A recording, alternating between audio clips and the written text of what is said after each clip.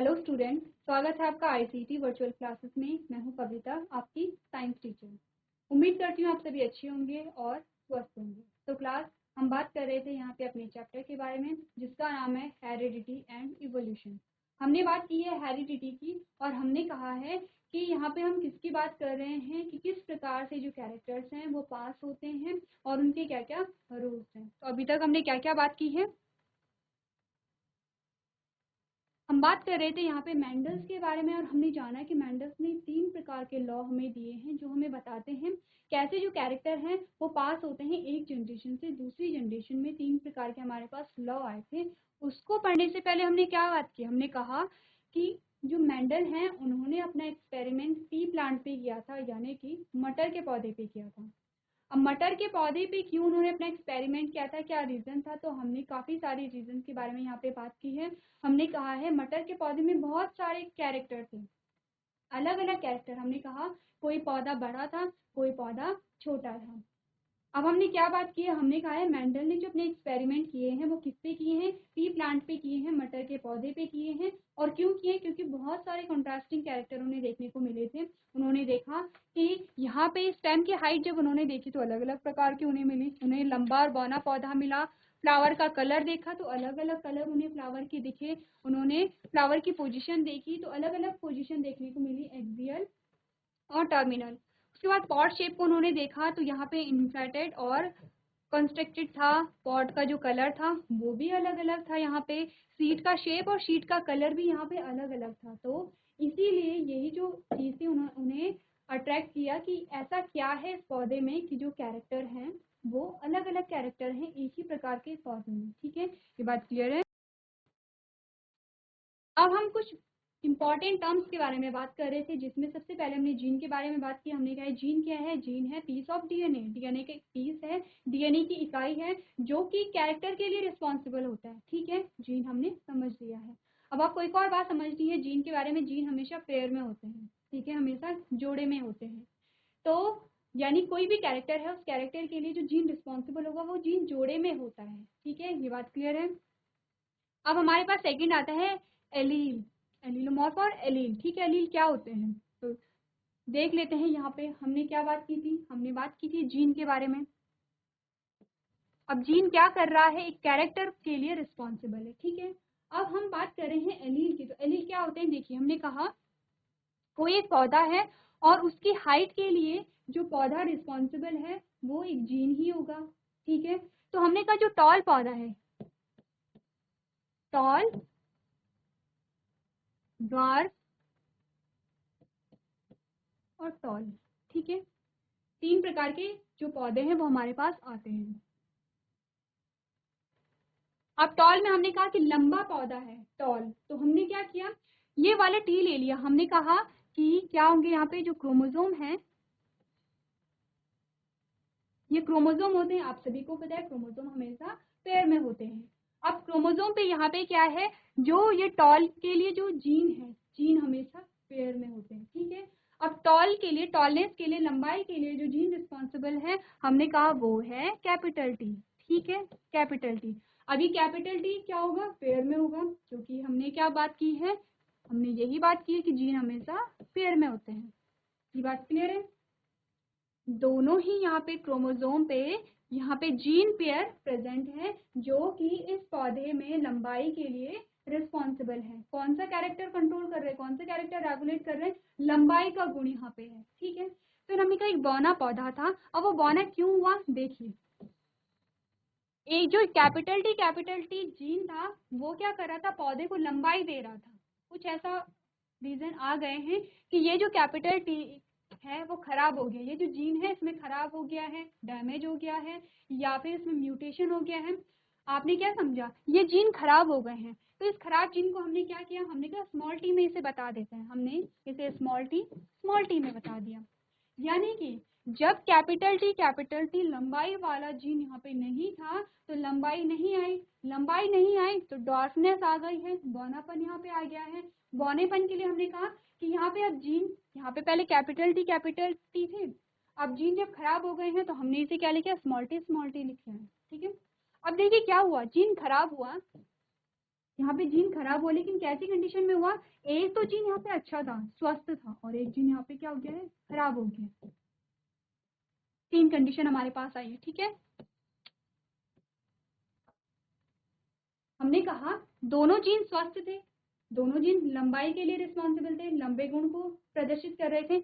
दोनों जीन खराब हो गए हैं, पौधा बौना हो गया है। हमने कहा एक जीन स्वस्थ था यहाँ पे जो कैपिटल टी है, और एक जीन कैसा था यहाँ पे? खराब हो गया था, इसे हम स्मॉल टी कह रहे हैं। अब क्या हुआ यहाँ पे? कौन सा गुण आएगा? हमने कहा लंबाई का ही गुण आएगा, क्योंकि एक जीन तो यहाँ पे स्वस्थ है। एक जीन का मतलब है कि जीन पेयर। तो हमने कहा कि इनमें से ये जो कैपिटल टी है ये तो स्वस्थ है, इसलिए यहाँ पे क्या होगा? पौधा कैसा हुआ? लंबा हुआ। अब हम ये बात क्यों कर रहे हैं? हम ये बात इसलिए कर रहे हैं ताकि हम एलील को समझें। हमने कहा जीन क्या है? हमने कहा जीन है कैपिटल टी। कैपिटल टी क्या कर रहे हैं? ये हाइट को रेगुलेट कर रहे हैं, हाइट के लिए रिस्पॉन्सिबल है। हमने कहा एक प्रकार का जीन हमारे पास स्मॉल टी आ गया, ये भी क्या कर रहा है? हाइट को ही रेगुलेट कर रहा है। हमने कहा फिर से कैपिटल टी स्मॉल टी आ गया, ये भी हाइट को ही रेगुलेट कर रहे हैं, है ना। हमने क्या बात की है? हमने कहा जीन तो हमारे पास ये था। अब हमने देखा कि कौन सा जीन यहाँ पे काम कर रहा है। दोनों जीन यहाँ पे जो जीन पेयर है दोनों हेल्दी हैं या दोनों डैमेज हैं, या एक हेल्दी है एक डैमेज है। इस प्रकार से हमारे पास अलग अलग प्रकार के जीन आ गए हैं। एक ही कैरेक्टर के लिए जो रिस्पॉन्सिबल थे हमारे पास अलग अलग प्रकार के जीन आ गए हैं। 3 प्रकार के हमारे पास क्या आ गए हैं? यहाँ पे जीन आ गए हैं जो एक ही जो कैरेक्टर है उसे कंट्रोल कर रहे हैं, और इन्हीं को हम क्या कहते हैं? एलील कहते हैं। क्या है एलील? जीन की अलग अलग जो फॉर्म होती हैं उन्हें ही हम क्या कहते हैं? एलील कह देते हैं, ठीक है। ये बात क्लियर है? फिर से रिपीट करते हैं। हमने कहा हर एक कैरेक्टर के लिए एक जीन पेयर रिस्पॉन्सिबल होता है, ठीक है, लेकिन उस जीन के जो अलग अलग फॉर्म होती हैं, तो यहाँ पे जो एलील है ये एलील है, ये जो एलील हैं, तो एलील क्या कर रहे हैं? एलील एक ही कैरेक्टर के लिए रिस्पॉन्सिबल होंगे। अभी आगे पढ़ेंगे एलील क्या करते हैं। कैरेक्टर एक ही कैरेक्टर के लिए रिस्पॉन्सिबल होते हैं, लेकिन ट्रेट की अगर हम बात करें तो अलग अलग ट्रेट के लिए रिस्पॉन्सिबल होते हैं। कैसे? तो हम आगे बात करेंगे। अभी के लिए आपको सिर्फ इतना समझना है जीन और एलील में क्या डिफरेंस है। जीन क्या है? जीन पीस ऑफ डीएनए है जो कि किसी कैरेक्टर के लिए रिस्पॉन्सिबल है। अब जीन की अलग अलग फॉर्म आ जा रही हैं। कहीं पे दोनों जीन पेयर स्वस्थ हैं, कहीं पे दोनों जीन पेयर डैमेज है, कहीं पे एक स्वस्थ है एक डैमेज है। ये क्या है? एलील है। दोनों कैपिटल टी क्या है? जीन के एलील है। स्मॉल टी क्या है? इस जीन के एलील है। कैपिटल टी स्मॉल टी क्या है? इस जीन के एलील है। यानी कि क्या हो रहा है? ये जो एलील हैं ये एक ही कैरेक्टर के लिए रिस्पॉन्सिबल है। आप इतना ध्यान रखिए, ठीक है। तो पढ़ लेते हैं एलील के बारे में। क्या बात हमने किया? हमने कहा है it refers to one of the 2 members of gene pair that control 2 alternative of the same characters and located at the same locus in the homologous chromosome. कह रहा है कि जो एलील है वो क्या करता है? वो जीन का ही मेंबर है, ठीक है। वो जीन का ही क्या है? मेंबर है, जीन पेयर में रहते हैं, तो उसी को ही हम क्या कह रहे हैं? एलील कह रहे हैं। सेकंड इसने क्या बात की है? इसने बात की है that control 2 alternative of the same character. एक ही कैरेक्टर की अल्टरनेटिव कैरेक्टर को कंट्रोल कर रहे हैं। जैसे कि कैसे? हमने कहा ये तो लंबाई के लिए रिस्पॉन्सिबल है, और ये कैसा है? ये बौनेपन के लिए रिस्पॉन्सिबल है। अल्टरनेटिव कैरेक्टर को कंट्रोल कर रहा है ये जीन के जो पेयर हैं, अल्टरनेटिव कैरेक्टर को कंट्रोल कर रहे हैं। इन्हीं को तो हम क्या कह रहे हैं? एलील कह रहे हैं, क्योंकि जीन की अलग अलग फॉर्म्स हैं ये, ठीक है। तो नेक्स्ट हमने क्या बात की है? हमने बात की है कि ये क्या होते हैं, अब कहाँ पे प्रेजेंट होते हैं ये? Located at the same locus in the homologous chromosome. अब देखिए नेक्स्ट हमारे पास जीन लोकस आता है। तो जीन लोकस का क्या मतलब है? जहां पे जीन प्रेजेंट है, जहां पे जीन लोकेट है, यहाँ पे जीन प्रेजेंट है, इसे हम क्या कह रहे हैं? लोकस कह रहे हैं। ये लोकस है, ये लोकस है, यानी जहाँ पे जीन पाए जा रहे हैं उसे हम लोकस कह रहे हैं। अब ये क्या कह रहे हैं? एलील क्या होगा? सेम लोकस पे प्रेजेंट होते हैं, यानी कि जो जीन है, जो जीन जहाँ पे पाया जाएगा उसी पे वहीं पे क्या पाए जाएंगे? एलील पाए जाएंगे। जैसे कि हमने यहाँ पे देखा, हमने क्या कैपिटल टी भी वहीं पे प्रेजेंट है और स्मॉल टी भी वहीं पे प्रेजेंट है। लोकस क्या इनका?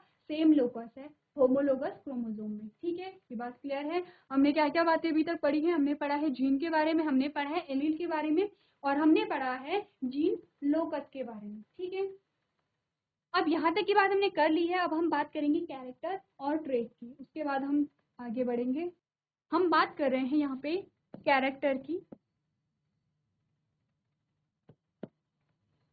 और ट्रेट की, ठीक है। कैरेक्टर क्या है, जैसे कि यहाँ पे देख लेते हैं। हमने कहा कि हाइट, हमने कहा हाइट, हाइट क्या है, कैरेक्टर है, ठीक है। हाइट कैरेक्टर है। अब कैसी हाइट है, हाइट या तो क्या है टॉल है, या तो क्या है ड्वार्फ है। ट्रेट क्या है यहाँ पे, ट्रेट का मतलब होता है अलग अलग फॉर्म। हमने कहा कि बालों का कलर, कलर क्या है, कैरेक्टर है। अब कलर के अलग अलग फॉर्म होते हैं, अलग अलग प्रकार होते हैं। इस कैरेक्टर के जो अलग अलग प्रकार होंगे, कलर है, कलर को हमने कैरेक्टर माना है। हमने कहा है अब कलर कैरेक्टर है तो कलर कोई भी हो सकता है, ब्लैक हो सकता है बालों का कलर, ब्राउन हो सकता है, व्हाइट हो सकता है, ब्राउन हो सकता है, कोई भी कलर यहाँ पे हो सकता है। अलग अलग कलर क्या है यहाँ पे, ट्रेट है। यानी एक कैरेक्टर की बहुत सारी फॉर्म्स हो सकती हैं, जैसे कि आप यहाँ पे भी देख रहे हैं। कैरेक्टर एक था, फॉर्म दो है, टॉल है या तो ड्वार्फ है, ठीक है, ये बात क्लियर है। अब हमने कहा कि ठीक है, यहाँ पे आप देखेंगे कि जो जीन है एलील है उनमें क्या डिफरेंस होता है। हमने कहा है कि जो एलील है यहाँ पे, एलील और जीन एक ही कैरेक्टर के लिए कोड करेंगे, सेम कैरेक्टर होगा यहाँ पे। यहाँ पे हमने क्या बात की है, हमने कहा है कैरेक्टर सभी क्या कर रहे हैं, कैरेक्टर क्या है, सभी का हाइट है, सब हाइट को यहाँ पे कंट्रोल कर रहे हैं। अगर ट्रेड की बात करें तो ट्रेड यहाँ पे क्या क्या है, हमने कहा टॉल और डॉर्फनेस है, टॉलनेस और डॉर्फनेस है। अब यहाँ पे कोई तो एलील क्या कर रहा होगा, डॉर्फनेस के लिए रिस्पॉन्सिबल होगा, और कोई एलील यहाँ पे टॉलनेस के लिए रिस्पॉन्सिबल होगा। तो आपके पास क्वेश्चन में आता है कि जो एलील और जीन है वो कैरेक्टर को एक ही कैरेक्टर के लिए कोड करते हैं। लेकिन अगर हम बात करें ट्रेड की, तो ट्रेड यहाँ पे अलग अलग हो सकते हैं। हो सकता है कि जो एलील हैं वो एक ही ट्रेड के लिए रिस्पॉन्सिबल हैं, हो सकता है कि जो एलील हैं वो अलग अलग ट्रेड के लिए यहाँ पे रिस्पॉन्सिबल हैं। यही आपको समझना है कैरेक्टर और ट्रेड में क्या डिफरेंस है, ठीक है। तो उसके बाद हमारे पास जो नेक्स्ट आता है वो है हेटेरोजाइगस, हेटेरोजाइगस है, होमोजाइगस है। अब देखिए होमोजाइगस का मतलब होता है जहाँ पर जो एलील हैं वो एक जैसे हैं, जहाँ पर जो जीन पेयर है वो एक ही ट्रेट के लिए रिस्पॉन्सिबल है। ध्यान रखिए ट्रेट कहा जा रहा है, कैरेक्टर नहीं कहा जा रहा है, क्योंकि एलील और जीन दोनों एक ही कैरेक्टर के लिए कोड करते हैं। हमने कहा है अगर जीन पेयर में दोनों क्या कर रहे हैं, सेम ट्रेट के लिए रिस्पॉन्सिबल हैं, उसे हम क्या कहते हैं, होमोजाइगस कहते हैं। अब देखिए अगर हम बात करें यहाँ पे इस जीन पेयर की, हमने कहा यहाँ पे कैपिटल टी भी लंबाई के लिए रिस्पॉन्सिबल है, ये वाला कैपिटल टी भी लंबाई के लिए रिस्पॉन्सिबल है। क्या है, होमोजाइगस है, एक जैसे हैं, एक ही ट्रेट को कंट्रोल कर रहे हैं, तो हमने इसे क्या कहा, होमोजाइगस। हमने कहा ये स्मॉल टी भी ड्वार्फनेस यानी कि बौनेपन के लिए रिस्पॉन्सिबल है, ये स्मॉल टी भी ड्वार्फनेस के लिए रिस्पॉन्सिबल है। क्या है, जो दोनों यहाँ पे जीन पेयर हैं, जो एलील हैं, वो क्या करें, सेम ट्रेट को फॉलो करें। ध्यान रखिए ट्रेट, ट्रेट क्या है यहाँ पे, या तो ट्रेट क्या होगा, कैरेक्टर क्या है, हाइट है। अब हाइट के क्या क्या ट्रेट है, हमने कहा लंबा और बौना, तो दोनों सेम ट्रेट को फॉलो कर रहे हैं यहाँ पे, इसीलिए हम इसे क्या कहते हैं, होमोजाइगस कहते हैं। होमो का मतलब होता है सेम, सेम ट्रेट को फॉलो करने वाले को हम होमोजाइगस कहेंगे। इसके जस्ट अपोजिट होगा हेटेरोजाइगस। हेटेरोजाइगस में क्या होगा, हेटेरोजाइगस देखिए जहाँ पे जो यहाँ पे एलील हैं, जीन पेयर हैं, तो जीन के अलग अलग एलील अलग अलग ट्रेट को फॉलो कर रहे हैं। जैसे कि ये तो क्या कर रहा है, टॉलनेस, ये टॉल है, और ये क्या है, ड्वार्फ है। क्या हुआ यहाँ पे, जो जीन पेयर था, जीन पेयर के जो अलग अलग जो उसके एलील थे वो अलग अलग ट्रेट को कोड कर रहे हैं, उसके लिए रिस्पॉन्सिबल हैं, उसे हमने हेटेरोजाइगस कहा।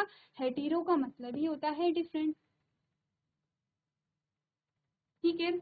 आपने जब आप न्यूट्रिशन पढ़ रहे थे तो हमने क्या किया था, वहाँ पे हेटेरोट्रॉपी का भी हमने यूज किया था, यानी कि विषम, विषम यानी कि डिफरेंट, यानी कि जो अलग अलग है। तो यहीं पे हम हेटेरो का यहाँ पे भी हम क्या कर रहे हैं, यूज कर रहे हैं। तो क्या बात की हमने, सबसे पहले होमोजाइगस के बारे में पढ़ लेते हैं। हमने कहा the prefix homo means the same, homo का मतलब होता है सेम, जाइगस का मतलब होता है पेयर, यानी कि जो सेम पेयर है जिसमें दोनों एलील सेम है, एक ही ट्रेट के लिए रिस्पॉन्सिबल है, उन्हें हम क्या कहेंगे? होमोजाइगस कहेंगे। The organism in which both the genes of a character is said to be homozygous or genetically pure for that character, it gives rise to offspring having a same character on a self breeding example है capital T capital T. ठीक है, heterozygous के लिए हमने क्या पढ़ा है? हमने कहा प्रीफिक्स हेटेरो मीन्स होता है डिफरेंट, जाइगस का मतलब हमने कहा है पेयर, यानी कि डिफरेंट पेयर जो है the organism in which both the genes of a character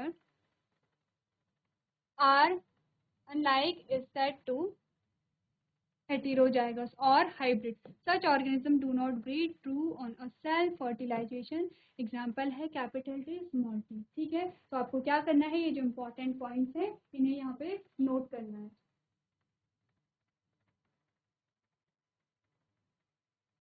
चलिए, इसके बाद हमारे पास कुछ और टर्म्स आते हैं, उन्हें देख लेते हैं। तो हमारे पास आता है डोमिनेंट। ठीक है, क्या होता है डोमिनेंट? देख लेते हैं। देखिए क्या हुआ यहाँ पे, डोमिनेंट और रिसेसिव को समझने के लिए आपको देखना होगा क्या हुआ। जब एक टॉल प्लांट का जो क्रॉस है वो ड्वार्फ प्लांट से कराया गया, तो हमने देखा F1 जनरेशन में क्या रिजल्ट आया, क्या हुआ। देखिए ये है कैपिटल टी यानी कि होमोजाइगस टॉल है ये। ठीक है, इसका क्रॉस कराया गया स्मॉल टी ड्वार्फ प्लांट से। क्या है ये? पेरेंट है। आपको बताया गया है कि क्या बनेंगे? गैमीट बनेंगे। एक ही प्रकार के गैमीट बन रहे हैं यहाँ पे भी गैमीट बनेंगे, तो ये भी क्या है? एक ही प्रकार के यहाँ पे गैमीट बनेंगे। ठीक है, अब यहाँ पे क्या हुआ, जब हमने क्रॉस कराया तो एक ही प्रकार का यहाँ पे रिजल्ट आएगा। ठीक है, ऑफस्प्रिंग जो आएंगे सब एक जैसे आएंगे और वो होंगे कैपिटल टी स्मॉल टी। अब देखा गया यहाँ पे ये है F1 जनरेशन। जब देखा गया यहाँ पे कि इनमें जो कैरेक्टर आया है वो कैसा आया, तो हमने देखा सारे जो पौधे थे वो कैसे थे? टॉल थे, यानी कि लंबे थे।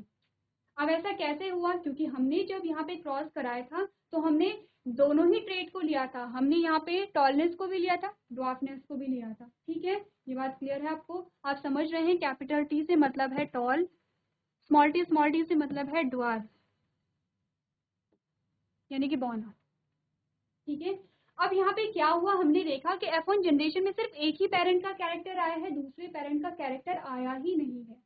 इसका मतलब क्या हुआ, इन दोनों में से, दोनों पेरेंट में से एक पेरेंट कैसा था? प्रभावी था, जो खुद को एक्सप्रेस कर पा रहा है, अपने कैरेक्टर को फुली शो कर रहा है। तो हमने क्या कहा, कैपिटल टी कैसा है? यहाँ पे प्रभावी है, डोमिनेंट है, क्योंकि खुद को एक्सप्रेस कर पा रहा है।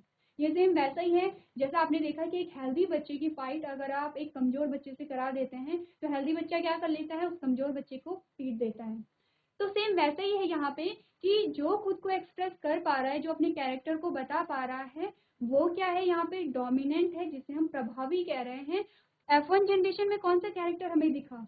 हमें लंबाई का कैरेक्टर दिखा, टॉलनेस हमें दिखी। हमने कहा जो टॉलनेस है, जो टॉल प्लांट है, वो कैसा था? डोमिनेंट था। ध्यान रखिए, तो डोमिनेंट जब जब आप इस वर्ड का यूज करेंगे, डोमिनेंट का मतलब है कि ये खुद को फुली एक्सप्रेस कर रहा है। इसके जस्ट अपोजिट है रेसेसिव, अप्रभावी। अप्रभावी में क्या होगा? सेम वही चीज होगी। यहाँ पे जो स्मॉल टी है ये खुद को एक्सप्रेस नहीं कर पा रहा है, क्योंकि जो F1 जनरेशन यहाँ पे आई थी वो टॉल ही थी, ड्वार्फ नहीं थी। इसका मतलब जो स्मॉल टी है वो कैसा है? अप्रभावी है, रेसेसिव है, क्योंकि अपने कैरेक्टर को फुली यहाँ पे एक्सप्रेस नहीं कर पा रहा है। समझ चुके हैं आप? डोमिनेंट किसे कहते हैं, रेसेसिव किसे कहते हैं। ठीक है, ये बात क्लियर है?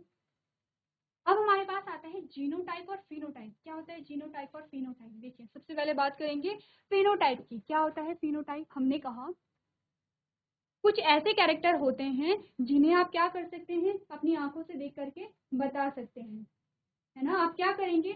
आपको अगर कोई दिखा, जैसे कि यही सेम एग्जांपल ले लेते हैं, हमने कहा कोई हमें दिख रहा है, कोई लंबा है, लंबा पौधा है, हमने कहा ये पौधा लंबा है।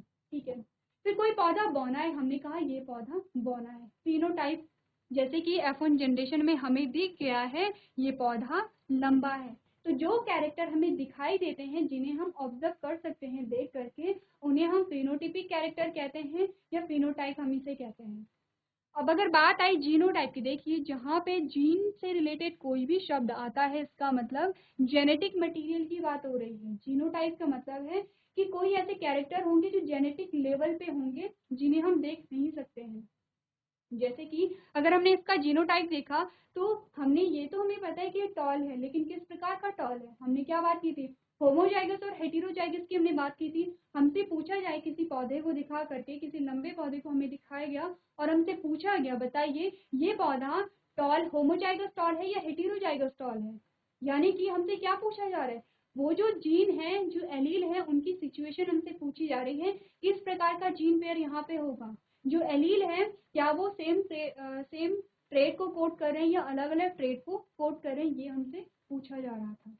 तो हमने क्या किया फिर? जीनोटाइप के लिए हम क्या देखते हैं? हम देखते हैं यहाँ पे जीन की पोजीशन किस प्रकार की है। तो हमने कहा ये टॉल तो है, लेकिन कैसा टॉल है? हेटेरोजाइगस टॉल है।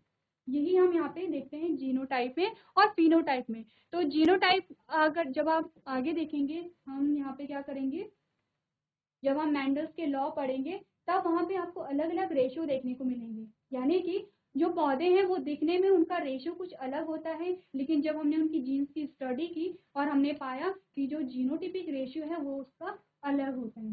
तो क्लियर है, यहाँ पे हमने क्या बात की है? जीनोटाइप और फिनोटाइप की बात की है।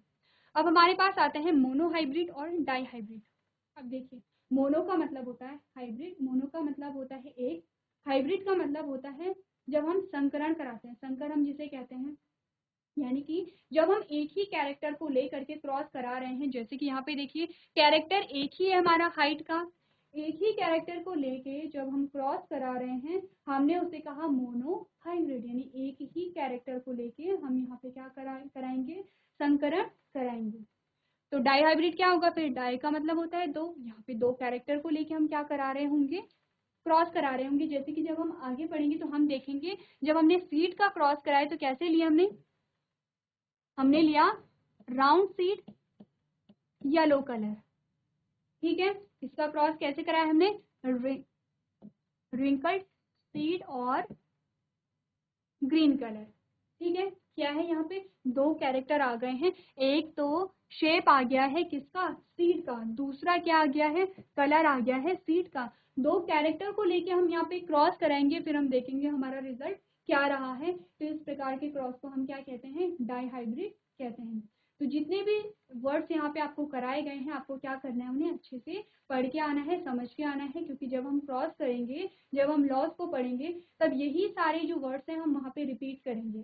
तो जब तक आपको इन शब्दों के बारे में पता नहीं चलेगा तब तक आप क्या करेंगे? समझ नहीं पाएंगे कि लॉ में क्या यहाँ पे हो रहा है। तो कल हम स्टार्ट करेंगे मैंडल्स के लॉ। तो आपको क्या करना है? मैंडल्स का जो फर्स्ट लॉ है उसे घर से पढ़ के लेके आना है, अच्छे से समझ के आना है। यहाँ पे हम देखेंगे किस प्रकार से हम यहाँ पे क्रॉस कराते हैं। तो आज के सेशन में हम इतना ही करेंगे। अभी तक क्लास में बने रहने के लिए आपका धन्यवाद।